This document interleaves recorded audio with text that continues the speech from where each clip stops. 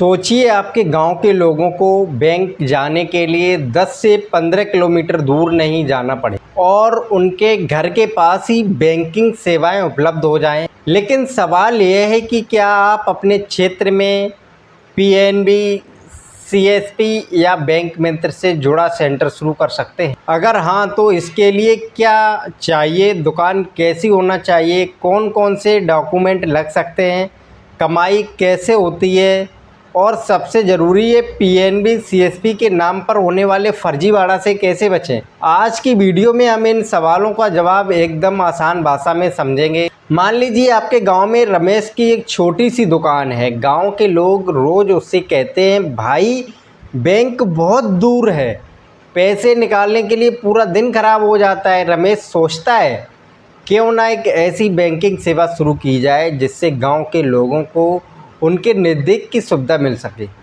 यहीं से शुरू होती है पीएनबी के बिजनेस करस्पॉन्डेंट यानी बीसी पॉइंट की बैंक मित्र नेटवर्क की भूमिका। पीएनबी की फाइनेंशियल इंक्लूकेशन जानकारी में बीसी लोकेशन के माध्यम से ग्राहकों तक कई बैंकिंग सुविधाएं पहुंचाने की व्यवस्था का उल्लेख है। दोस्तों, सीएसपी यानी कस्टमर सर्विस पॉइंट को आसान भाषा में बैंकिंग सेवा का एक नज़दीक केंद्र समझ सकते हैं।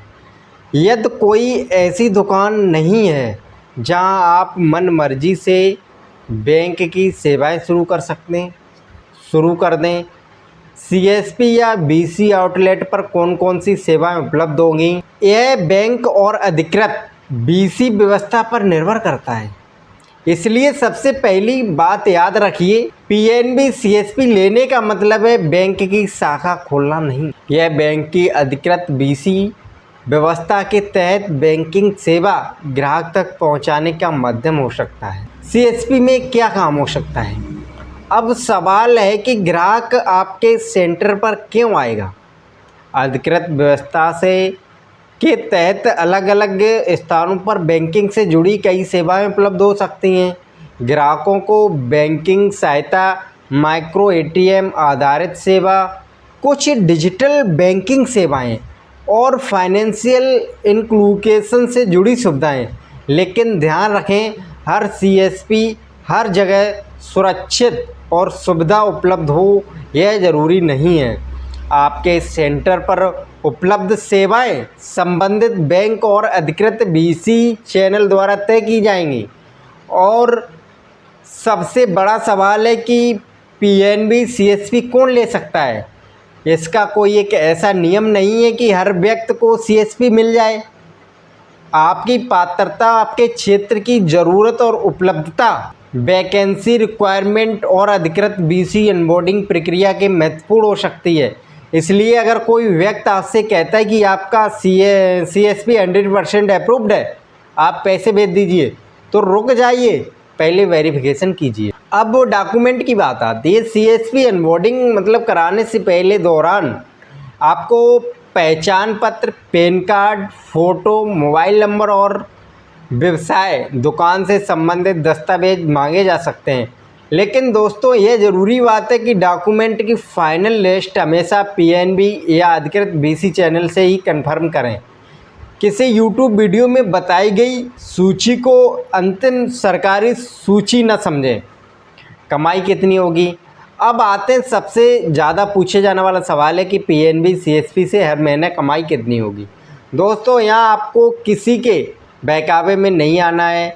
सीएसपी कोई सरकारी नौकरी नहीं है जिसमें हर महीने एक निश्चित सैलरी मिले। कमाई आपके क्षेत्र में ग्राहकों की संख्या, उपलब्ध सेवाओं, ट्रांजैक्शन और लागू कमीशन स्ट्रक्चर पर निर्भर कर सकती है। इसलिए अगर कोई बोले 50,000 हर महीने पक्के या 1 लाख की गारंटी कमाई, तो बिना आधिकारिक प्रमाण के भरोसे मत कीजिए। सबसे ज़रूरी है फ्रॉड से कैसे बचें। अब कहानी का सबसे महत्वपूर्ण हिस्सा, आजकल लोगों को व्हाट्सएप पर मैसेज आता है, पीएनबी सीएसपी अप्रूव्ड हो गई है। फिर कहा जाता है कि रजिस्ट्रेशन फीस भेजिए, सिक्योरिटी डिपॉजिट भेजिए और आप एग्रीमेंट फीस भेजिए। फिर उसके बाद एक के बाद पैसे मांगे जाते हैं। यही जगह है, यहाँ आपको सावधान होना है। किसी भी अनजान व्यक्ति के पर्सनल यूपीआई बैंक अकाउंट या क्यूआर कोड पर पैसे भेजने से पहले उसकी ऑथराइजेशन जरूर जांचें।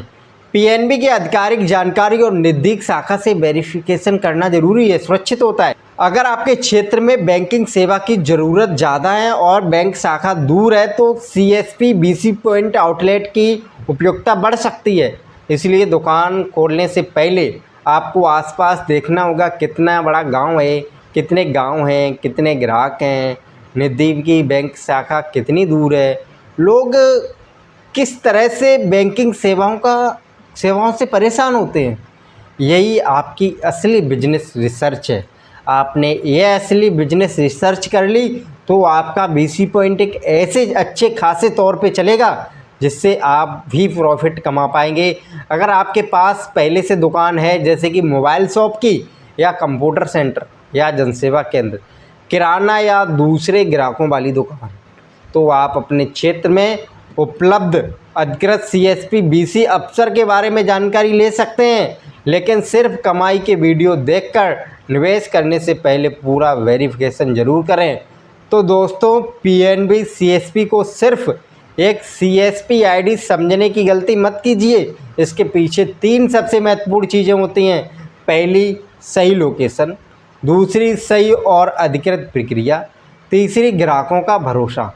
और याद रखिए, सीएसपी वही अच्छा है जिसकी प्रक्रिया हो सही, वरना कमाई के चक्कर में नुकसान भी हो सकता है। अगर आप पीएनबी सीएसपी शुरू करने की सोच रहे हैं तो कमेंट में लिखिए पीएनबी सीएसपी। और अगर आप चाहते हैं कि अगली वीडियो में पीएनबी सीएसपी के लिए डॉक्यूमेंट, आवेदन प्रक्रिया, निवेश और कमाई के तरीके को अलग अलग उदाहरण के साथ समझाऊं, तो वीडियो को लाइक करें और चैनल को LR सचिन राज को सब्सक्राइब करें। धन्यवाद दोस्तों, जय हिंद।